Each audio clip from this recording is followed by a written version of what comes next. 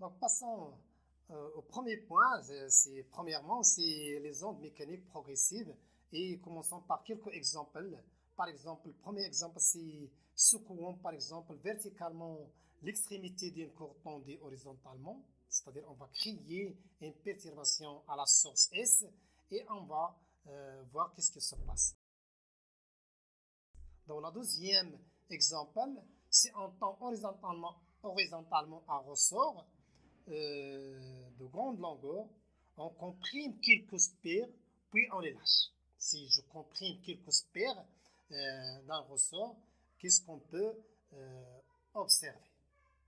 D'accord? Bien sûr, il y a une propagation d'une perturbation, mais à quelle direction on va, comme vous le voyez ici, bien sûr, dans le sens de propagation de l'onde. Ici, le troisième exemple, si on laisse tomber une goutte d'eau sur la surface d'eau calme, contenue bien sûr dans une cuve. Donc, qu'est-ce qu'on peut conclure d'après ces trois exemples? C'est que la perturbation se propage dans le milieu, de proche en proche, et chaque point du milieu va subir bien sûr des modifications identiques à celles de la source. Après le passage de la perturbation, chaque point du milieu retrouve à sa position initiale. Voilà l'essentiel. Donc, on va définir l'onde mécanique.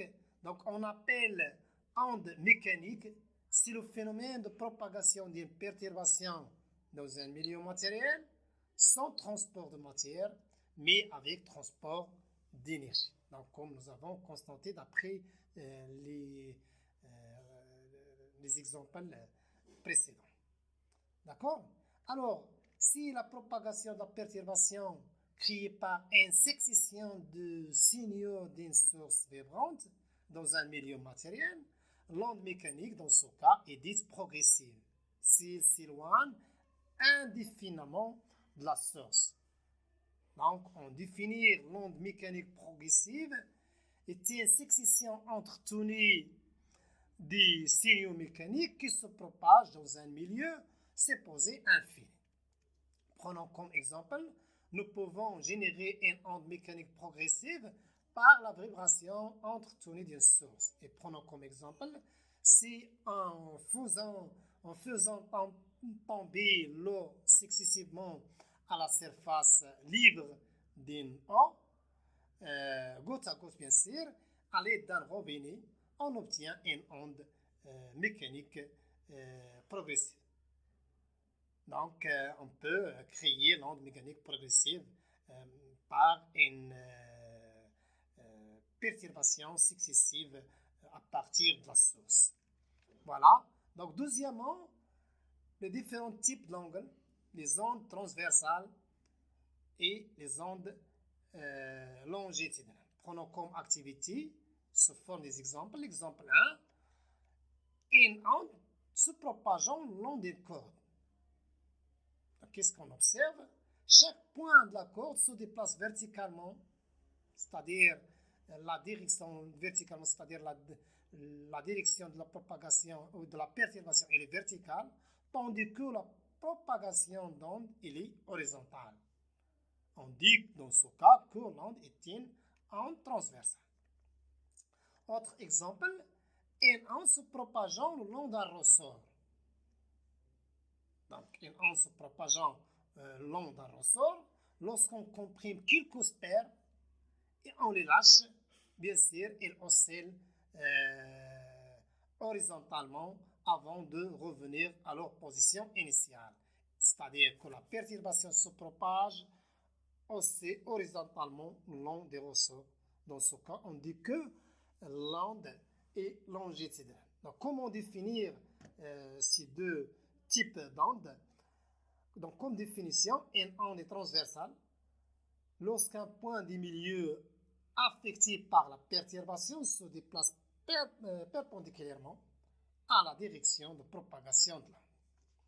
Et une onde est dite longitudinale lorsqu'un point du milieu affecté par la perturbation se déplace parallèlement à la direction de propagation de l'onde. Prenons autre exemple. C'est l'onde qui se propage à la surface de l'eau. Aussi, est une onde transversale car les particules oscillent verticalement tandis que l'onde se déplace horizontalement, comme vous le voyez. Voilà la direction de la propagation qui est perpendiculaire à la direction de perturbation. On dit que l'onde propagée à la surface de l'eau est une onde qui est transversale. Alors maintenant, passons au troisième point, c'est les ondes sonores. Prenons comme activité sur les ondes sonores. Et la première expérience, on peut poser la question suivante. Le son est-il une onde mécanique ou non? Donc prenons cette expérience qui s'appelle, si on place une source sonore, ici bien sûr un réveil mécanique muni d'un marteau pour bien l'entendre, sur une cloche de verre et relié bien sûr à une pompe à vide, en faisant attention à ce qu'il ne soit pas en contact, ce marteau ne doit pas en contact direct avec les parois de la cloche. D'accord? Donc, et on fait sonner le réveil. Donc, on entend la sonnerie et on voit également le marteau du réveil bouger. Et lorsqu'on active la pompe afin de faire le vide à l'intérieur de la cloche, créer le vide à l'intérieur de la cloche, que se passe-t-il? Donc, qu'est-ce qu'on peut observer? Au bout d'un certain temps, on entend plus le son du réveil et pourtant on voit que le marteau du réveil continue à bouger. Voilà, donc voilà l'essentiel. Alors, l'onde sonore, est-ce qu'elle est une onde mécanique? Donc oui, bien sûr, car le son est une onde, bien sûr, est une onde mécanique car il nécessite un milieu matériel et stellaire pour se propager. Et bien sûr, sans l'air, le son ne peut pas se propager jusqu'à nos oreilles. C'est pourquoi l'impact des marteaux sur le réveil n'est plus audible. Donc, comme conclusion, on peut conclure que le son ne peut pas se propager dans le vide et le son aussi est une onde mécanique. Il nécessite un milieu matériel, soit qu'il est solide, liquide, ou bien gaz, ou bien les trois à la fois, pour se propager. Voilà. Passons maintenant à la deuxième expérience pour montrer est-ce que l'onde sonore est une onde transversale ou bien longitudinale. Et si on frappe rigoureusement un diapason, voilà un diapason, le tenir verticalement près d'une oreille, et bien sûr, et le faire tourner lentement autour de son axe vertical. Qu'est-ce qu'on peut observer? Donc, on aperçoit un son dont l'intensité varie bien sûr selon la position du diapason. Et l'intensité perçue est maximale lorsque l'oreille se trouve dans le même plan vertical que les branches du diapason. Et l'intensité, bien sûr, est minimale dans la direction perpendiculaire à ce plan. Donc, qu'est-ce qu'on peut conclure? On conclut que l'intensité perçue de l'onde sonore est maximale dans la direction de vibration des branches du diapason.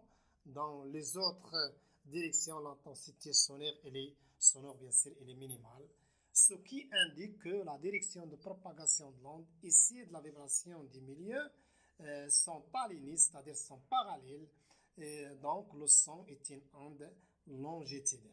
Prenons un autre exemple, c'est le haut-parleur et l'oreille. Voilà, vous voyez ici le haut-parleur, l'oreille. Bien sûr, il y a un déplacement ou bien une vibration de l'air suite à une compression et de dilatation des couches de l'air qui se déplace dans le sens de propagation. Voilà. Donc, on peut prendre un autre exemple, c'est un diapason et une bougie. Donc, on peut observer par cette expérience qui est simple mais fascinante que lorsque le diapason est au repos, la flamme de la bougie reste immobile. Mais dès qu'on frappe le diapason, ces branches, bien sûr, se mettent à vibrer rapidement. Et ces vibrations vont créer, bien sûr, des ondes de pression dans l'air, c'est le son. Et bien que ces ondes soient invisibles, elles se propagent tout autour du diapason et atteignent, bien sûr, la flamme. Et on observe que la flamme devient mobile, c'est-à-dire elle bouge euh, dans le sens, bien sûr, de propagation de l'air, ou bien de l'onde mécanique dans l'air. Voilà. Donc, on peut conclure que le son est une onde mécanique progressive, longitudinale, se propage dans les milieux matériels, soit qu'il est solide, liquide ou bien gaz, et se propage grâce à une compression et une dilatation des milieux de propagation. Voilà la conclusion. Maintenant, est-ce que le son se propage dans les ondes, dans les liquides? Bien sûr, dans l'eau, par exemple, les particules sont plus proches les unes des autres que dans l'air. Et lorsqu'une source sonore vibre, ces particules transmettent bien sûr les vibrations beaucoup plus efficaces que dans l'air. C'est pourquoi la vitesse des sons dans l'air est d'environ 1500 mètres par seconde, soit près de 5 fois plus rapide que dans l'air. Alors, cette propagation rapide permet à certains animaux marins, comme les dauphins, les baleines, de communiquer sur de très longues distances. Alors, cette propagation rapide permet à certains animaux marins, comme les dauphins et les baleines, de communiquer sur de très longues distances. L'essentiel.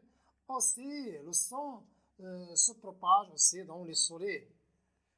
D'accord? Donc, le son peut aussi se propager dans le solide. Et dans les solides, bien sûr, les particules sont encore plus rapprochées que dans les liquides et dans l'air,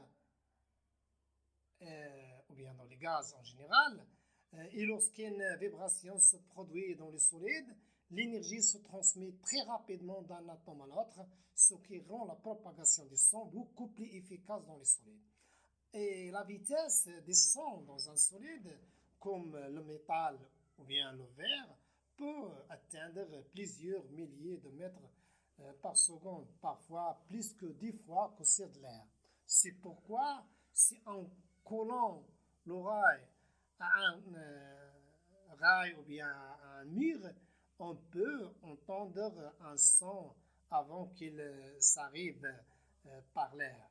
Cette propriété est utilisée dans de nombreuses applications industrielles, par exemple comme le contrôle des structures, la détection des fissures ou bien l'imagerie ultrasonore.